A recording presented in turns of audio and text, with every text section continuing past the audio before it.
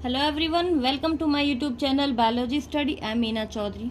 हमारा चैप्टर चल रहा था बायोलॉजिकल क्लासिफिकेशन, जिसके अंदर हमने फर्स्ट पार्ट कंप्लीट कर लिया था। एंड आज हम स्टार्ट करेंगे हमारा सेकंड पार्ट, जिसके अंदर हम पढ़ेंगे किंगडम मोनेरा। ठीक है, तो किंगडम मोनेरा के अंदर आते हैं यूनिसेलुलर प्रोकैरियोट्स, मीन्स की बैक्टीरियाज। ठीक है, जितने बैक्टीरिया हैं वो सारे किस में आएंगे? किंगडम मोनेरा के अंदर। तो स्टार्ट करते हैं। Bacteria are the sole members of the kingdom Monera. तो जो किंगडम मोनेरा है उसका सोल मेंबर कौन है? सिर्फ बैक्टीरिया, यानी कि एकमात्र जो मेंबर हैं वो क्या है यहाँ पे? Bacterias. They are the most abundant micro organisms. And ये क्या है? अबेंडेंट माइक्रो ऑर्गेनिजम्स हैं जो कि इस किंगडम मोनेरा के अंदर पाए जाते हैं। बैक्टीरिया अकर ऑलमोस्ट एवरीवेयर। तो जो बैक्टीरिया हैं हम देखते हैं कि वो ज़्यादातर हर जगह पाए जाते हैं। Hundreds of bacteria are present in a handful of soil. जब भी आप एक मुट्ठी सॉइल लोगे ना, उसमें आप देखोगे हंड्रेड्स ऑफ बैक्टीरिया प्रेजेंट होते हैं। ठीक है, they are also live in extreme habitat such as a hot springs, desert, snow and deep oceans where very few life forms can survive. And ये जो बैक्टीरियाज है ना, वो ऐसी हैबिटेट्स में पाए जाते हैं जहाँ पे रहना बहुत मुश्किल होता है, जैसे कि हॉट स्प्रिंग। हॉट स्प्रिंग क्या होता है? ऐसी एरिया होता है जहाँ पे क्या होता है, जो ज़मीन का पानी होता है ना वो गर्म हो जाता है कुछ वॉल्केनिक एक्टिविटीज़ के द्वारा। ठीक है, डेजर्ट्स, स्नो एंड जो डीप ओशंस हैं वहाँ पे भी ये जो बैक्टीरियाज हैं वो सरवाइव कर पाते हैं। ठीक है, many of them live in और on other organisms and parasite.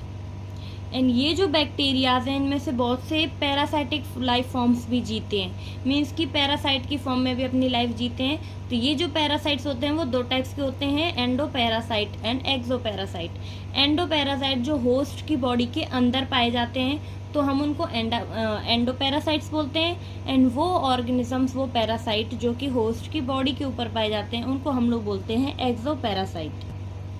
Bacteria are grouped under 4 categories based on their shape: the spherical coccus, the rod-shaped, the comma-shaped vibrium, and the spiral spirillum. तो जो bacterias हैं उनको 4 categories में divide किया गया है उनके शेप के अकॉर्डिंग, यानी कि उनके शेप के आधार पे जो बैक्टीरियाज हैं उनको 4 कैटेगरी में बांटा गया है। सबसे पहला क्या है? स्पेरिकल कोकस। स्पेरिकल कोकस शेप का है तो वो क्या है? Cocci. The road shaped bacillus है तो उसको हम लोग बोलते हैं बैसिली। ठीक है, ये प्लूरल फॉर्म है, ये सिंगुलर है। कॉमा शेप्ड वाइब्रियम है, उसको हम लोग बोलते हैं वेब्रियो। एंड द स्पाइरल स्पिरिलम, ये क्या है? शेप्स हैं। ठीक है, तो ये 4 टाइप्स की जो कैटेगरीज है उनमें डिवाइड किया हुआ है बैक्टीरियाज का शेप के अकॉर्डिंग। तो यहाँ पे जो फिगर 2.1 है उसमें क्या दिया हुआ है? बैक्टीरियाज की डिफरेंट शेप। तो कोकाई क्या है? स्पेरिकल कोकस। ठीक है, स्पेरिकल शेप को हम लोग क्या बोलते हैं? कोकाई। बैसिलस कौन सी शेप है? Rod shaped. स्पाइरला कैसी शेप है? बिल्कुल जो स्पाइरल शेप है जिसमें फ्लैजिला लगे हुए हैं। अगर फ्लैजिला लगे होते हैं ना बैक्टीरियाज में तो फिर ये मूवमेंट कर सकते हैं, एक जगह से दूसरी जगह पे ये मूव कर सकते हैं। फोर्थ कौन सी शेप है? विब्रियो। ठीक है, जिसमें कॉमा शेप हम लोग बोलते हैं इनको। तो ये क्या है? 4 शेप्ड के बैक्टीरियाज हैं जो कि प्रेजेंट होते हैं हमारे अर्थ पे। Though the bacterial structure is very simple, they are very complex in behaviour. तो हमने जैसे देखा भी स्ट्रक्चर के आधार पे, जो ये बैक्टीरियाज होते हैं ना वो बहुत सिंपल होते हैं, लेकिन इनका जो बिहेवियर होता है ना वो बहुत कॉम्प्लेक्स होता है, जटिल होता है। Compared to many other organisms, bacteria as a group show the most extensive metabolic diversity. तो हम जब ये बैक्टीरियाज को अदर ऑर्गेनिज्म से कंपेयर करते हैं तो हम देखते हैं कि जो बैक्टीरिया है ना वो एक ऐसा ग्रुप है जिसमें जो मेटाबॉलिक डाइवर्सिटी है वो बहुत ज़्यादा पाई जाती है। मेटाबॉलिक डाइवर्सिटी का क्या मतलब है? कि जो न्यूट्रिशन है उसमें बहुत डाइवर्स पाया जाता है, डाइवर्स टाइप का। जैसे कि आगे हम देखते हैं, सम ऑफ द बैक्टीरियाज ऑटोट्रॉफिक। ठीक है, कुछ जो बैक्टीरिया हैं वो क्या कैसे होते हैं? ऑटोट्रॉपिक होते हैं। तो ये जो अपना खाना है वो खुद बना लेते हैं। Example that is they synthesise their own food from inorganic substrate. तो ये हैं जो ऑटोट्रॉफिक बैक्टीरिया होते हैं, ये अपना खाना खुद ही बनाते हैं। किससे? इनऑर्गेनिक सबस्ट्रेट से। एंड ये जो इनऑर्गेनिक सबस्ट्रेट है ना वो क्या होते हैं? वो ऐसे सबस्ट्रेट होते हैं जो हमें नॉन लिविंग थिंग से मिलते हैं। ठीक है, हम उनको क्या बोलते हैं? Inorganic substrate. And they may be photosynthetic autotrophic और कीमोसिंथेटिक ऑटोट्रॉफिक।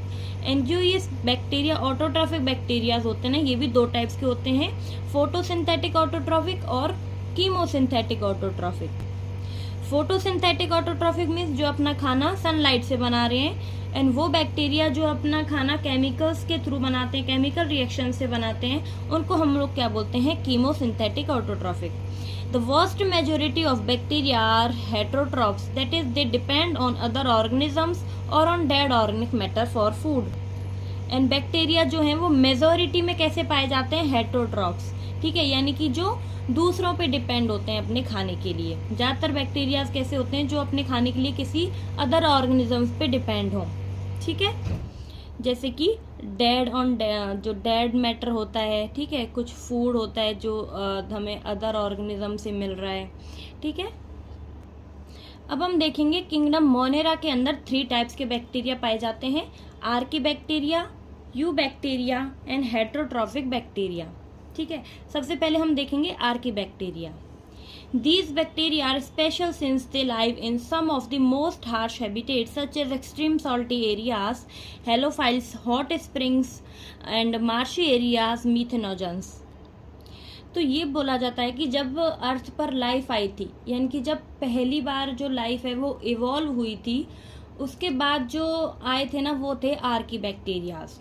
तो इसीलिए जो आर्की बैक्टीरिया है ना वो क्या है, बहुत पुरानी ऑर्गेनिजम्स हैं जो कि हमारी अर्थ पे प्रेजेंट थे, ठीक है। एंड ये जो बैक्टीरियाज है ना, ये इतनी एबिलिटी होती है इनके अंदर कि वो हार्शिस हैबिटेट में रह सकते हैं, यानी कि बहुत एक्सट्रीम कंडीशंस में भी ये सरवाइव कर सकते हैं। एंड ये जो हार्श हैबिटेट्स हैं वो कौन कौन से हैं, जैसे कि सॉल्टी एरियाज है जिसको हम लोग बोलते हैं हेलोफिल्स, हॉट स्प्रिंग जहाँ पे होता है थर्मो एसिडोफिल्स, मार्शी एरियाज जहाँ पे पाए जाते हैं मीथोनेजन्स, ठीक है। मार्शी एरिया होते हैं दलदली जमीन। ये जो हेलोफिल्स बैक्टीरिया होते हैं ना, ये मोर्स जो एक्सट्रीम सॉल्टी एरियाज हैं वहाँ पे रह सकते हैं।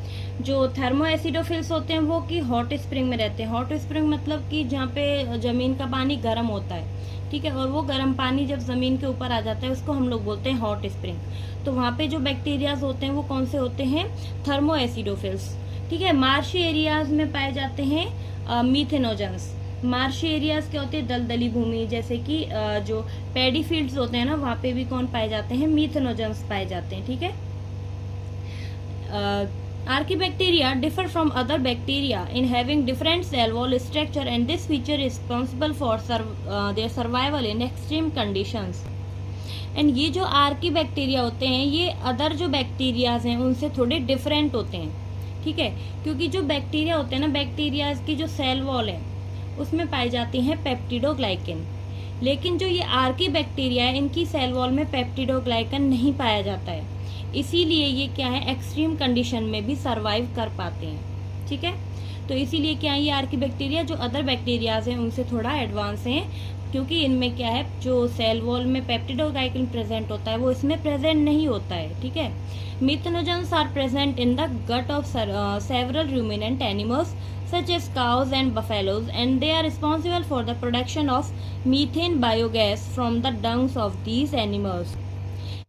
एंड ये जो मीथेनोजेंस है ना, ये जो रूमिनेंट एनिमल्स हैं, ठीक है, जैसे कि काउ एंड बफलो, जो कि क्या कराते हैं, जो रूमिनेंट हम किसको बोलते हैं, जो चबाते हैं, जैसे कि घास वगैरह खाने वाले होते हैं ना, उनको हम लोग रूमिनेंट एनिमल्स बोलते हैं। तो इनकी जो गट है इनमें कौन पाए जाते हैं, मीथेनोजेंस पाए जाते हैं, ठीक है। तो अब मीथेनोजेंस इनके अंदर पाए जाते हैं, तो जो ये डंग होता है, इनका जो गोबर होता है, उसमें भी ये जो मीथेनोजेंस हैं वो आते हैं, तो जिससे हम लोग क्या बनाते हैं, बायोगैस, ठीक है। तो ये जो मीथेनोजेंस हैं ये किस में हेल्पफुल होते हैं, बायोगैस बनाने में। अब नेक्स्ट है you bacteria. There are thousands of different eubacterias or true bacteria. They are characterized by the presence of rigid cell wall and if motile a flagellum. तो ये जो यू बैक्टीरिया हैं इनको हम लोग क्या बोलते हैं, ट्रू बैक्टीरिया। यू का मतलब क्या होता है, ट्रू। तो ये हाँ क्या है, ट्रू बैक्टीरिया है, ठीक है। इनकी जो सेल वॉल होती है वो कैसी होती है, रिजिड होती है, और अगर ये मोटाइल है तो इनमें फ्लैजिला प्रेजेंट होता है, ठीक है, क्योंकि फ्लैजिला की वजह से ही क्या होती है, मूवमेंट होती है, तो इसीलिए इनमें फ्लैजिला प्रेजेंट होता है अगर ये मोटाइल हैं। तो इनकी जो कैरेक्टर है वो क्या है, rigid cell wall and flagellum present. अगर सेल वॉल प्रेजेंट है तो इसका मतलब इसमें पेप्टिडोग्लाइकन भी प्रेजेंट है, ठीक है। तो इसमें क्या होता है, पेप्टिडोग्लाइकन प्रेजेंट होता है और फ्लैजिला भी प्रेजेंट होते हैं, ठीक है। The cyanobacteria, also referred to as blue-green algae, have chlorophyll, a small to green plants, and are photosynthetic autotrophs. तो इनमें क्या प्रेजेंट होता है, जो ये यू बैक्टीरिया इनमें पाया जाता है साइनोबैक्टीरिया। साइनोबैक्टीरिया को हम लोग बोलते हैं ब्लू ग्रीन एल्गी, ठीक है। ब्लू ग्रीन एल्गी है तो इसका मतलब इसमें क्या प्रेजेंट है, क्लोरोफिल ए, ठीक है। क्लोरोफिल ए किसमें हेल्प करता है, फोटोसिंथेसिस में। तो ये क्या होते हैं, फोटोसिंथेटिक ऑटोट्रॉफ्स होते हैं ये जो साइनोबैक्टीरिया हैं ये, ठीक है। तो इसीलिए ये क्या है, फोटो ऑटोट्रॉफ्स, ठीक है। मन की अपनी सनलाइट से ये लोग क्या बनाते हैं, अपना खाना खुद बनाते हैं। तो the cyanobacteria are unicellular colonial और फिलामेंटस, फ्रेश वाटर, मेराइन और टेरेस्ट्रियल एल्गी। तो ये जो ब्लू ग्रीन एल्गी है वो कैसी होती है, यूनिसेलुलर होती है, कॉलोनीज में पाई जाती है, ठीक है। और कैसी होती है ये, फ्रेश वाटर और जो टेरेस्ट्रियल एल्गा ये दोनों जगह ये प्रेजेंट होती है, टेरेस्ट्रियल भी and fresh water, marine water में भी। The colonies are generally surrounded by gelatinous sheath. और साइनोबैक्टीरिया के बारे में एक खास बात ये है कि ये फर्स्ट ऑर्गेनिजम्स हैं जो कि O2 प्रोड्यूस करते हैं, ठीक है। पहले ऑर्गेनिजम्स जिन्होंने ऑक्सीजन प्रोड्यूस की थी वो कौन से हैं, साइनोबैक्टीरिया। एंड ये जो साइनोबैक्टीरिया हैं ये फिलामेंटस भी हो सकते हैं, नॉन फिलामेंटस भी। अगर फिलामेंट प्रेजेंट हैं, ठीक है, अगर फिलामेंट्स प्रेजेंट हैं तो इसके ऊपर ये जैसे ये क्या है, एक ट्राइकोम है, ये क्या है, एक ट्राइकोम। तो ट्राइकोम क्या होता है, चेन ऑफ सेल्स, सेल्स की चेन को हम लोग ट्राइकोम बोलते हैं। अगर ट्राइकोम के ऊपर अगर ये ऐसा चिपचिपा सबस्टांस प्रेजेंट है, यानी कि ये जो म्यूसिलेजिनस सीथ प्रेजेंट है, तो इससे मिलके पूरा जो होगा उसको हम लोग बोलते हैं फिर फिलामेंट। तो इससे क्या बन गया, यहाँ पे फिलामेंट बन गया। अगर ट्राइकोम के ऊपर ये म्यूसिलेजिनस सीथ प्रेजेंट है तो इसको हम लोग क्या बोलते हैं, एक फिलामेंट, ठीक है। The colonies are generally surrounded by gelatinous sheath, ये हमने देख लिया। They often form blooms in polluted water bodies. तो यहाँ पे एक चीज और है कि जो ये साइनोबैक्टीरियाज है ना, ये किसी भी वाटर बॉडीज पे ना एक ब्लूम बना लेते हैं। ब्लूम का क्या मतलब है, जैसे कि कोई रिवर है, ठीक है। अब रिवर में कोई भी जो न्यूट्रिशियस सब्सटेंस आएगा तो उस न्यूट्रिशियस सब्सटेंस को सबसे पहले कौन ले लेगा, ये साइनोबैक्टीरियाज ले लेंगे, ठीक है। साइनोबैक्टीरिया उसको लेके बहुत तेजी से फिर डिवाइड करेंगे। उसके बाद डिवाइड करने के बाद वो अपना अमाउंट बहुत तेजी से बढ़ा लेते हैं, ऐसा फिर वो एक ब्लूम्स बना लेते हैं, ब्लूम बन जाता है क्योंकि वो पूरा उसके ऊपर जमा हो जाता है वाटर बॉडी के ऊपर, ठीक है। तो इससे क्या है, जो ब्लूम है वो क्या शो करता है, पॉल्यूटेड वाटर बॉडीज, ठीक है। Some of these organisms can fix atmospheric nitrogen in specialised cells called heterocysts, example Nostoc and Anabaena. तो यहाँ पे जो नाम आया है नोस्टॉक एंड एनाबिना, वो क्या है, एग्जाम्पल हैं ऐसे बैक्टीरिया जो क्या करते हैं, नाइट्रोजन फिक्स करते हैं, यानी कि एटमॉस्फेरिक नाइट्रोजन फिक्सेशन बैक्टीरिया किसको बोलते हैं, नोस्टॉक एंड एनाबिना को, ठीक है। तो ये जो एग्जाम्पल दिया हुआ है फिगर 2.2, इसमें बताया हुआ है कि ये क्या है, ब्लू ग्रीन एल्गाई नोस्टॉक है, जिसमें यहाँ से क्या हो रहा है, ऑक्सीजन पास हो रही है, यानी कि गैसेस का एक्सचेंज हो रहा है। लेकिन ये जो प्लेस है हेट्रोसिस्ट, यहाँ पे कोई जो ऑक्सीजन है, कोई भी जो गैस है उसका एक्सचेंज नहीं होता है। तो इसीलिए ये जो जगह यहाँ पे क्या हो जाती है, नाइट्रोजन फिक्स हो जाती है, ठीक है। तो ये नोस्टॉक एंड एनाबिना क्या करते हैं, नाइट्रोजन फिक्सेशन बैक्टीरिया हैं, ये क्या करते हैं, एटमॉस्फेरिक नाइट्रोजन को फिक्स कर देते हैं, ठीक है। Chemosynthetic autotrophic bacteria oxidises various inorganic substance such as nitrates and ammonia and use the released energy for their ATP production. They play a great role in recycling nutrients like nitrogen, phosphorus, iron and sulfur. उसके बाद आते हैं chemosynthetic autotrophic bacteria, जो क्या करते हैं, inorganic substance को oxidise कर देते हैं, जैसे कि नाइट्रेट्स हैं, नाइट्राइट्स हैं, अमोनिया है, ठीक है। इनको क्या करते हैं, ये ऑक्सीडाइज कर देते हैं और जो भी एनर्जी रिलीज होती है ना, जो एटीपी प्रोडक्शन करने के लिए ये यूज कर लेते हैं, ठीक है। And they play a great role in recycling nutrients. तो ये क्या करते हैं, बहुत बड़ा रोल प्ले करते हैं जो न्यूट्रिएंट्स हैं उनके रिसाइकलिंग के लिए, जैसे कि नाइट्रोजन को रिसाइकल करते हैं, फॉस्फोरस को, आयरन को एंड सल्फर को। ठीक है, तो ये रिसाइकलिंग में बहुत बड़ा इंपॉर्टेंट रोल प्ले करते हैं। अब है heterotrophic bacterias. Heterotrophic bacterias are most abundant in nature. तो ये नेचर में बहुत अधिक मात्रा में पाए जाते हैं। The majority are important decomposers. जो इनकी मेजॉरिटी होती है वो कौन से होते हैं, डिकम्पोजर्स की फॉर्म में ये पाए जाते हैं, यानी कि जो डेड एंड डिके जो मैटर होता है ना उसको ब्रेक डाउन करने के लिए ये जो बैक्टीरियाज हैं वो बहुत यूजफुल होते हैं। Many of them have a significant impact on human affairs and they are helpful in making curd from milk, production of antibiotic, fixing nitrogen in legumes, roots, etc. And ये जो bacterias हैं इनमें से बहुत से क्या हैं, सिग्निफिकेंट इम्पैक्ट डालते हैं ह्यूमंस की लाइफ में, क्योंकि ये क्या है ह्यूमंस के लिए भी बहुत यूजफुल होते हैं। ये किस में हेल्प करते हैं, जैसे कि हमें मिल्क से कर्ड बनाना है तो उसमें भी ये जो बैक्टीरियाज हैं वो हेल्प करेंगे।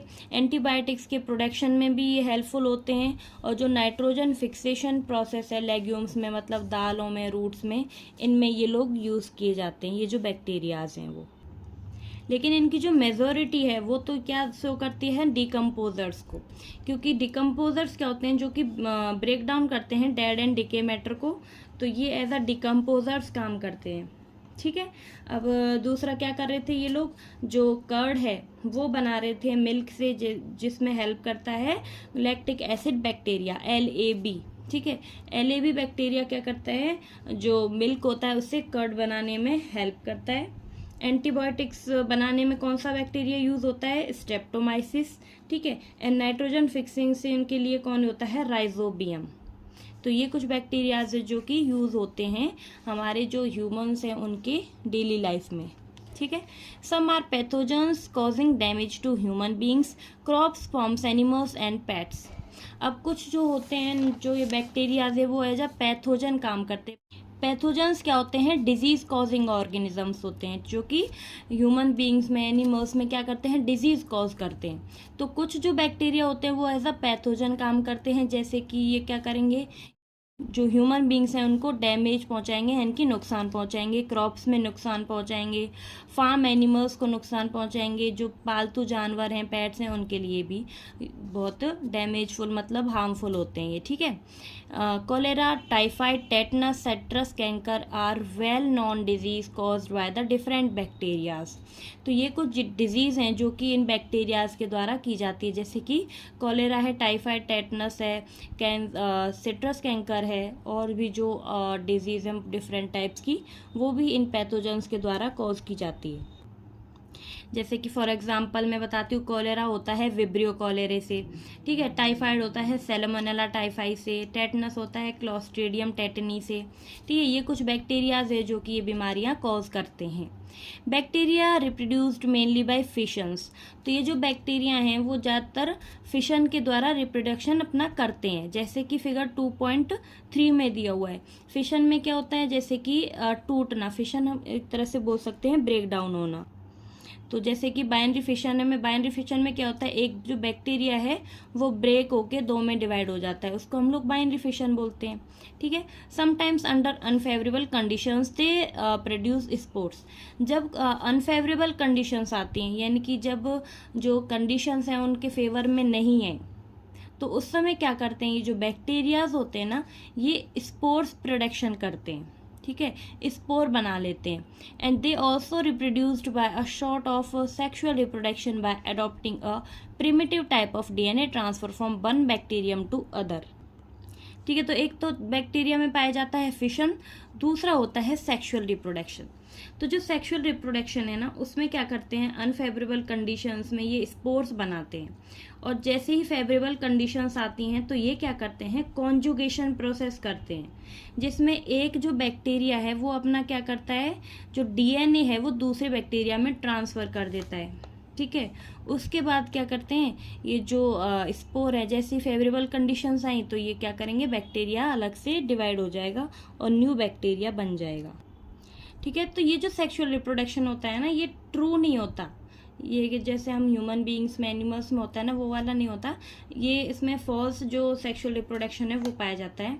तो इसमें क्या होता है, अनफेवरेबल कंडीशन में तो ये लोग क्या बनाते हैं, स्पोर्स बना लेते हैं। लेकिन जब फेवरेबल कंडीशंस आती हैं तो ये क्या करते हैं, अपना डीएनए जो ट्रांसफर कर लेते हैं एक बैक्टीरिया से दूसरे बैक्टीरियम में। ठीक है, कौन सी प्रोसेस से, कॉन्जुगेशन प्रोसेस से।